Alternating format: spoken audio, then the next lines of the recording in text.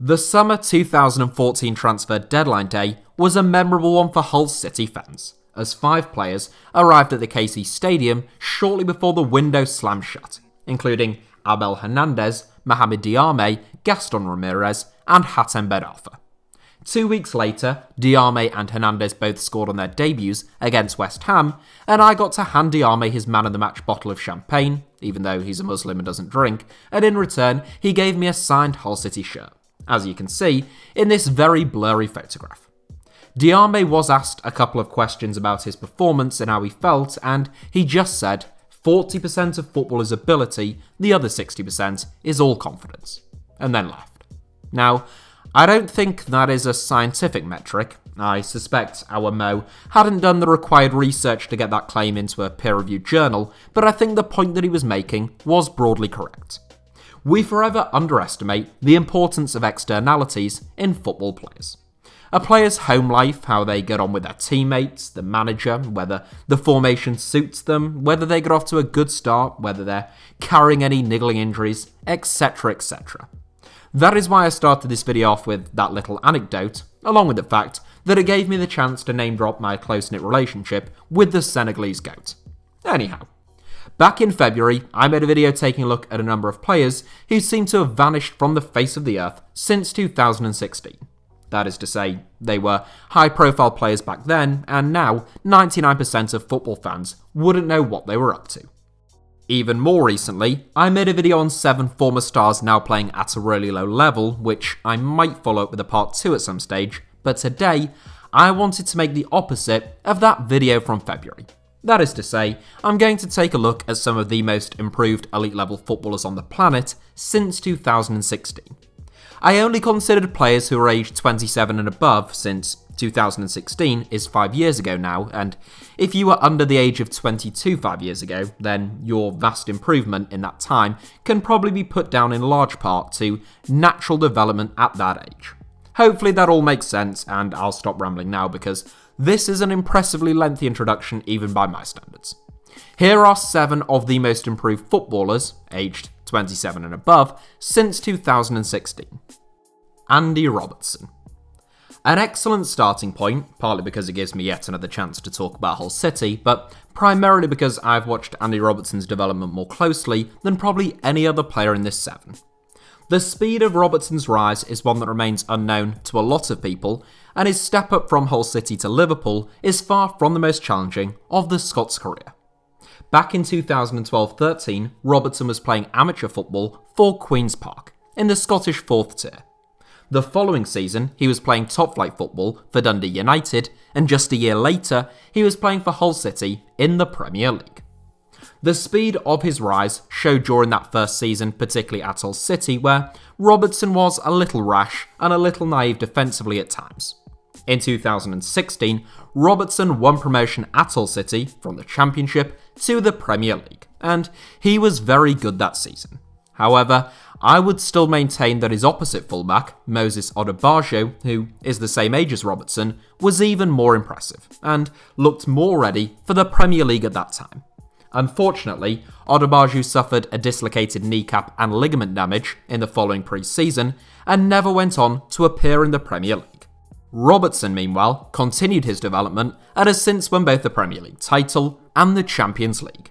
It really is fine margins in this sport. Whilst Robbo was great at Hull City, he wasn't close to the animal that he has become at Anfield. His stamina and enthusiasm have proved to be the perfect weapon for young Klopp at fullback, and the man who deserves the most credit for Robertson's improvement since 2016 is the man himself. He seemingly never lost his willingness to learn and improve, from being an amateur at Queen's Park to being crowned as a club world champion in Qatar. So, kudos to him, and the Scotland captain provides a fitting starting point to this 7. Raul Jimenez. Staying in the Premier League for now, Raul Jimenez isn't a full-blown late bloomer, but he has certainly taken a bit of time to find his feet in both North America and in Europe. Jimenez didn't make his professional debut for Club America until the age of 20, and in his debut campaign, he only managed 2 goals in 18 games. Within a few years, he was scoring prolifically in Liga MX, prompting an €11 million move to Atletico Madrid, where the Mexican number 9 only managed 1 goal in 27 outings. By 2016, Jimenez had signed for Benfica, where he scored 12 goals in all competitions in the 2015-16 season, but only 5 in the league. In fact, of his 4 seasons in Spain and Portugal prior to joining Wolves, the most goals Jimenez had ever scored in a league campaign in Europe was 7 goals, in the 2016-17 campaign, and he also only managed 1 goal in 7 games for Mexico in 2016. There were still signs of Jimenez's talents, hence why Wolves made him a primary target, but he hadn't yet tied it all together. In his first season at Molineux, on loan from Benfica, Jimenez scored 17 goals in 44 games. The West Midlanders had to pay a club record £30 million, or €38 million, in order to make the deal a permanent one, but that decision was justified the following season. Jimenez bagged a career-best 27 goals in all competitions as one of the best all-round centre-forwards in the Premier League. He has been a huge loss for Wolves this season, sidelined since November of course, following a sickening clash of heads with David Luiz, in which he fractured his skull. Jimenez was reportedly set to return towards the end of this season, but with Wolves having very little to play for, it's possible the club will wait to give him a full pre-season before throwing him into competitive football once again. Jose Campagna. The second player in this 7 who is currently sidelined with a long-term injury, if it wasn't for that fact, Jose Campagna might just have topped this 7. English viewers may recall Campagna from his very brief stint at Crystal Palace during the 2013-14 season. The Eagles brought Campagna to Selhurst Park from Sevilla for €2 million, but following just 6 months at the club, he was shipped out on loan to the Bundesliga. By 2016, Campagna was playing in the Segunda division for Alcaçon, having failed to register a single appearance at Sampdoria and having been dropped to Porto's reserve team whilst on loan with the Portuguese Giants. Over the following summer, he joined Alcaçon's Segunda division rivals Levante for less than £500,000. Ever since, the Spaniard has been absolutely superb. His fine form helped Levante achieve an immediate return to La Liga in his debut campaign as the team are crowned champions. Campagna stepped up ably upon his return to Spain's top flight as Levante's star man. A brilliant passer of the ball and a set-piece specialist, Campagna already has the second most La Liga assists in Levante's history. Following an outstanding 2019-20 campaign, Campagna was sought after by the likes of Villarreal, Leeds United, and his old club Sevilla, but all 3 balked at Levante's asking price. At the start of this season, he broke into the Spanish national team, winning his first cap in Spain's intensely competitive midfield area. Unfortunately, in December, Campagna tore his hamstring, and he hasn't played since. Having just returned to training last week, doctors found Campagna had suffered a second, unrelated hamstring injury. It is a pretty devastating blow for a brilliant footballer, but as his inclusion in this 7 shows, Jose Campagna is used to setbacks, and he'll be fully focused on returning to action as soon as possible. Jesus Navas. 2 players who were born in the province of Seville feature in quick succession in this 7, and they actually played alongside each other briefly at Sevilla. Jesus Navas is a man who bleeds the red and white of the Andalusian outfit, and his performances appear to be elevated to superhuman levels for his boyhood club whenever he pulls on that famous shirt. In some respects, Navas is the most surprising or unusual inclusion in this 7 of all, given that he was 29 years old in 2016, playing as a right winger. That really ought to have been his peak then, but the reality is that Navas was in his 3rd season at Man City at the time, and whilst he rarely let the citizens down, he often appeared to be quite one-dimensional, and it always seemed likely that Pep Guardiola would prefer someone with slightly more strings to their bow. Navas did spend a 4th season at the Etihad before returning to Sevilla in 2017. Towards the back end of the 2018-19 campaign, Navas began to be deputised at right back, or as a right wing back. He flourished in his new role, utilising all of his energy and experience, and actually becoming even more creative in the final third despite his deeper starting position. By the following season, Navas was a bona fide right back, and one of the best in La Liga no less. His performances were so impressive that Navas earned a recall to the Spanish national team after more than half a decade out in the cold. He made 10 assists in all competitions last season, in addition to being rock solid defensively, and his performance for Sevilla against Inter Milan in the 2020 Europa League final epitomised everything that is great about Navas and the team that he represents. He has continued in a similar vein this season, aged 35, with 6 assists to his name so far this term, and I think he's good value for a spot in 4th. Jordan Veretout. When Jordan Veretout signed for Aston Villa in the summer of 2015, manager Tim Sherwood said, "I know Veretout is very highly rated in France," which is Tim Sherwood speak for, "I've never seen the lad play, I'm not even sure what position he plays, and when they said he's arriving here from Nantes, I assumed that they meant he'd just spent the night at Prince Andrew's house." Somewhat unsurprisingly then, things didn't work out particularly well for the Frenchman at Villa Park. He failed to make much of an impression as Villa finished bottom of the league and were relegated in 2016. He subsequently returned to Ligue 1 on loan with Saint Etienne before being sold to Fiorentina. Villa took a €3 million hit on Veretout, but he proved to be a brilliant signing for La Viola. In his debut campaign in 2017-18, Veretout bagged double figures for goals in all competitions for the first time in his career. He continued to impress the following season, leading to calls for him to be given a call-up to Didier Deschamps' front squad. That phone call never arrived, but Veretout did get a phone call from Roma, who signed him on loan for the season, before the 3-time Italian champions made that move a permanent one in the summer just gone.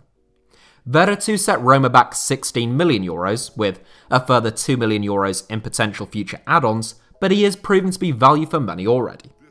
So far this season, Veretout has scored 12 goals in all competitions and 10 in Serie A alone, becoming the first French midfielder to hit that tally in Italy's top flight since Michel Platini did so for Juventus in the 1985-86 campaign. Christian Stuani. There are a large number of players in this 7 who have played, and indeed struggled, within the English game, at some stage.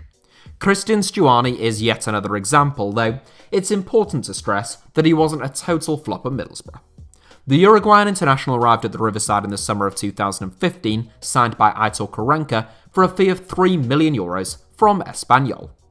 In his debut campaign, Stuani may only have scored 7 league goals and 11 in all competitions, but that was still enough to make him the club's top scorer that season, and enough to help them win promotion to the Premier League.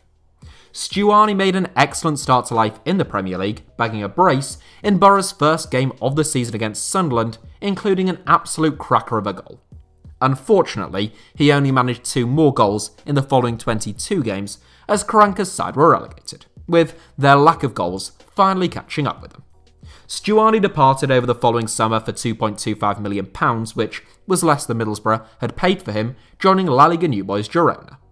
During his debut campaign in Catalonia, Stuani scored 21 goals in 33 La Liga games.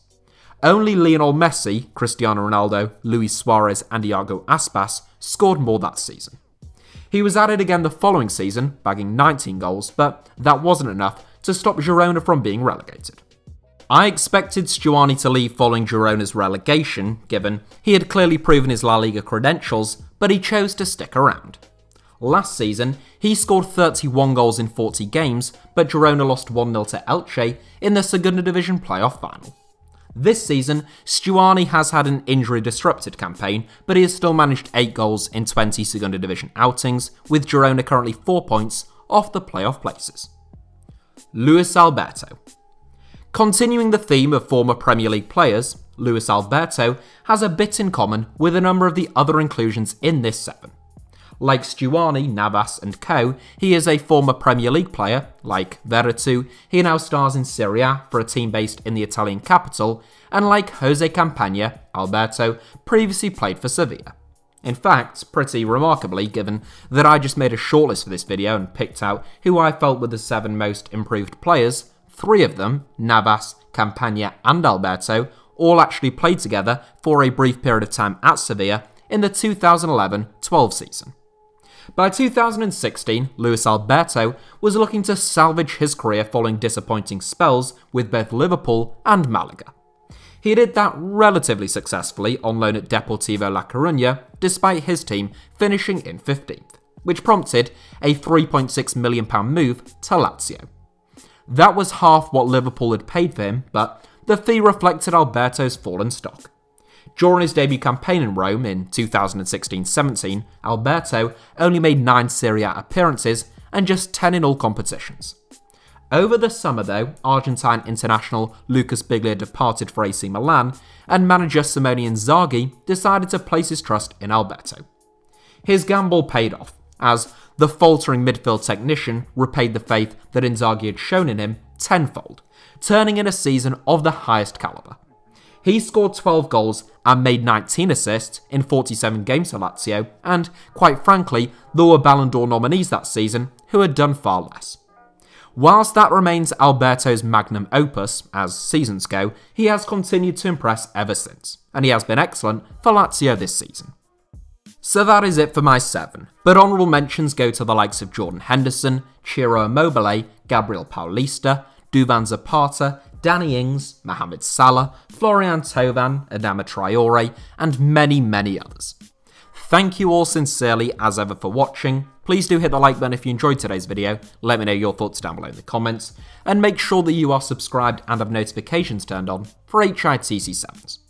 You can also find me on social media on Twitter or Instagram by the username at HITC Sevens on both, should you wish to do so.